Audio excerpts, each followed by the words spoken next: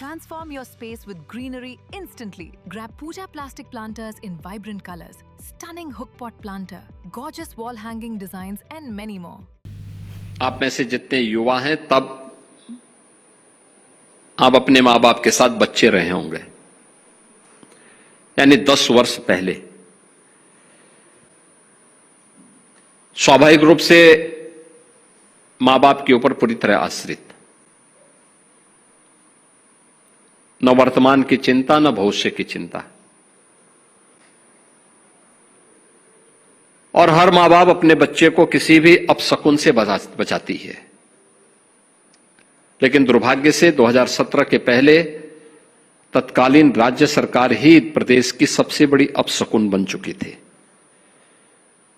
युवाओं के लिए शिक्षा चौपट थी,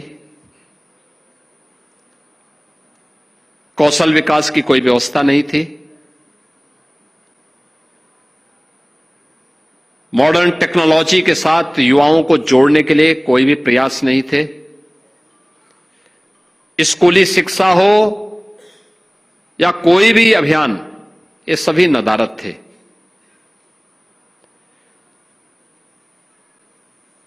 असुरक्षा का वातावरण था,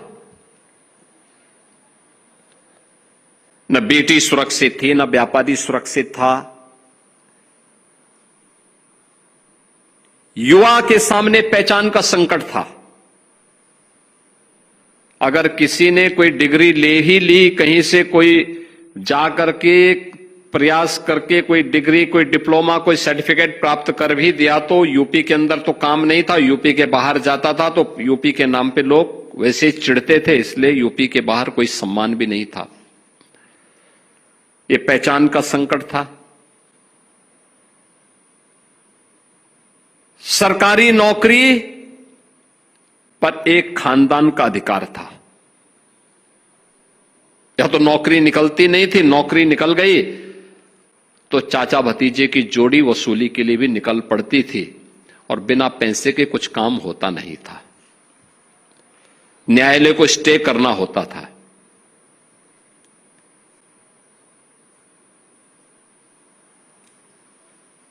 उत्तर प्रदेश धीरे धीरे करके बीमारू राज्य होता गया। यानी प्रकृति और परमात्मा के असीम कृपा का प्रदेश। याद करिए जो मैं कह रहा हूं, प्रकृति और परमात्मा का सबसे उर्वरा भूमि हमारे पास। मां गंगा, मां यमुना, मां सरयू, मां गोमती, राप्ती, नारायणी, ये सब नदियां यूपी के पास। पर्याप्त जल संसाधन दुनिया के अंदर किसी के पास नहीं। ये प्रकृति की कृपा है। और परमात्मा, अयोध्या यहां, काशी यहां, मथुरा वृंदावन यहां, नेमी सारण्य यहां, विंध्यवासिनी धाम यहां, मां पाटेश्वरी धाम, मां शाकंभरी धाम, ये सब कुछ, महाकुंभ की धरती यूपी। तो प्रकृति और परमात्मा की असीम कृपा यूपी पे। सबसे अच्छा युवा, होनहार युवा, प्रतिभाशाली युवा, सबसे अच्छा अन्नदाता किसान, तब भी यूपी बीमारू हो गया।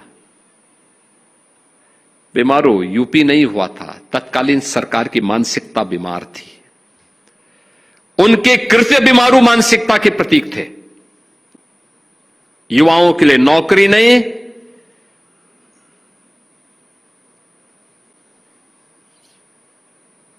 जो सरकार अपने युवा की उपेक्षा करती हो,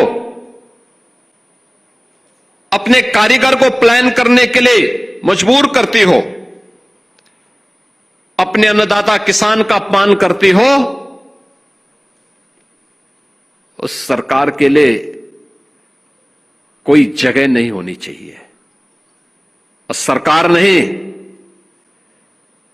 वह सिस्टम के नाम पर एक कलंक है। और 2017 के पहले यही होता था।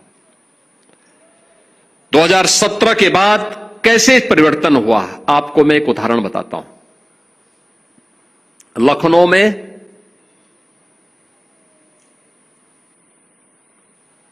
एक प्रस्ताव रक्षा मंत्रालय की ओर से हमारे पास आया कि एक मिसाइल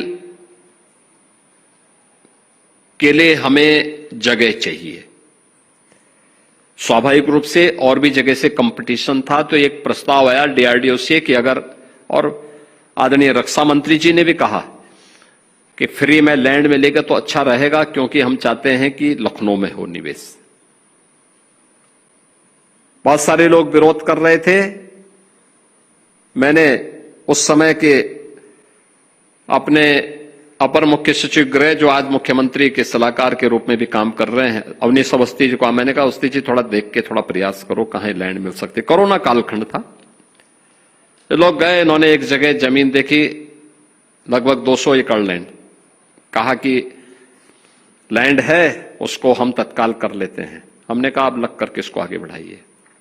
देखिए कोरोना के समय में सारा काम चल रहा था, हमने 200 एकड़ लैंड रक्षा मंत्रालय को फ्री में उपलब्ध करवाई कि भाई आप लीजिए, ब्रह्मोस मिसाइल लखनऊ में बनाइए।